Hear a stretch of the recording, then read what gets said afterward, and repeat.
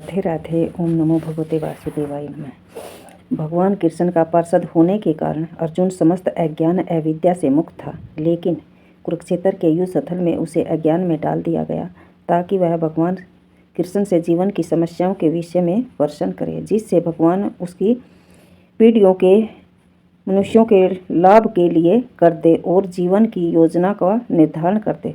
तब मनुष्य तद अनुसार कार्य कर पाएगा और मानव जीवन के उद्देश्य को पूर्ण कर सकेगा।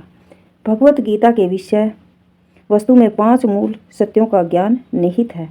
सर्वप्रथम ईश्वर के विज्ञान की और फिर जीवों के स्वरूप की स्थिति का विवेचना की गई है। ईश्वर का अर्थ है नियंता और जीवों का अर्थ है नियंत्रित। यदि जीव यह कहे कि वह नियंत्रित नहीं अपितु स्वतंत्र है तो वह पागल है।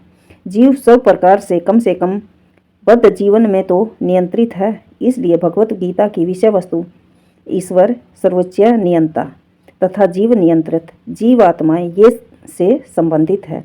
इसमें प्राकृतिक, भौतिक, प्राकृतिक काल, समस्त ब्रह्मांड की काल विधि या प्रकृति का प्रकाट्य तथा कर्म की व्याख्या है। यह दृश्य जगत विभिन्न कार्यकल्पों से ओतप्रोत है। सारे जीव भिन्न भिन्न कार्यों में लगे हुए हैं। भगवत गीता से हमें अवश्य सीखना चाहिए कि ईश्वर क्या है, जीव क्या है, प्रकृति क्या है और जो ये जगत देख रहे हैं ये दृश्य क्या है, यह काल द्वारा किस प्रकार नियंत्रित किया जाता है और जीवों के कार्यकल्प क्या हैं। भगवत गीता के इन 5 मूलभूत विषयों में से इसकी स्थापना की गई है कि भगवान अथवा कृष्ण अथवा ब्रह्म या परमात्मा या परम नियंता, आप जो चाहे कह ले, सबसे श्रेष्ठ है। जीव गुण में परम नियंता के समान है। उदाहरण, जैसा कि भगवत के विभिन्न अध्यायों में बताया जाएगा कि भगवान भौतिक प्रकृति के समस्त कार्यों के ऊपर नियंत्रण रखते हैं। भौतिक प्रकृति स्वतंत्र नहीं है, वह परमेश्वर के निर्देश से कार्य करती है। जैसा कि भगवान श्री कृष्ण कहते हैं, मया अध्यक्षेण प्रकृति सूयते सहस्राश्रम। भौतिक प्रकृति मेरे निर्देश से कार्य करती है। जब हम दृश्य जगत में आश्चर्यजनक घटनाएं देखते हैं घटते हुए, तो हमें यह जानना चाहिए कि यह दृश्य जगत के पीछे कोई तो नियंता है। बिना नियंत्रण के किसी का प्रकट होना संभव नहीं है।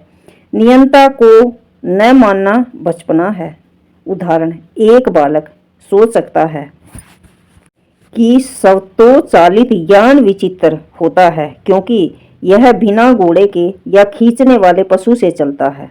एक बच्चा सोच सकता है ये बात, किंतु अभिज्ञ व्यक्ति स्वतोचालित यान की अभियांत्रिक व्याख्या से परिचित होता है। वह सदैव जानता है कि इस यंत्र के पीछे एक व्यक्ति, एक चालक होता है। इसी प्रकार परमेश्वर वह चालक है जिसके निर्देश से सब कार्य हो रहा है। भगवान ने जीवों को अपने अंश रूप में स्वीकार किया है। जैसा कि हम अगले अध्याय में देखेंगे, सोने का एक कण भी सोना है, समुद्र के जल की बूंद भी खारी होती है। इसी प्रकार हम जीव भी परम नियंता समुद्र के जल की बूंद इसी प्रकार हम जीव भी परम नियंता ईश्वर या भगवान श्री कृष्ण के अंश के होने के कारण सूक्ष्म मात्रा में परमेश्वर के सभी गुणों से युक्त होते हैं। क्योंकि हम सूक्ष्म ईश्वर या अधीनस्थ ईश्वर हैं, हम प्रकृति पर नियंत्रण करने का प्रयास कर रहे हैं। जैसा कि वर्तमान में हम अंतरिक्ष या ग्रहों को वश में करना चाहते हैं और हम में नियंत्रण रखने की यह प्रवृत्ति इसलिए है क्योंकि यह कृष्ण में भी है, भगवान में भी है। यद्यपि हम में भौतिक प्रकृति पर प्रभुत्व जमाने की प्रवृत्ति होती है, लेकिन हमें यह जानना चाहिए कि हम परम नियंता नहीं हैं। हमें यह जानना चाहिए कि हम परम नियंता नहीं हैं, हम भगवान नहीं हैं, हम इंसान हैं। जो हो रहा है वो प्रभु की इच्छा से हो रहा है।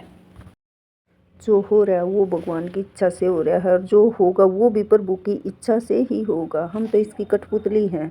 हमें तो कर्म करना है। हाँ, कर्म करते समय हमें ये पता है कि हम अच्छा कर रहे हैं या बुरा। बस अच्छे कर्म करिए, नेकी कर दरिया में डाल।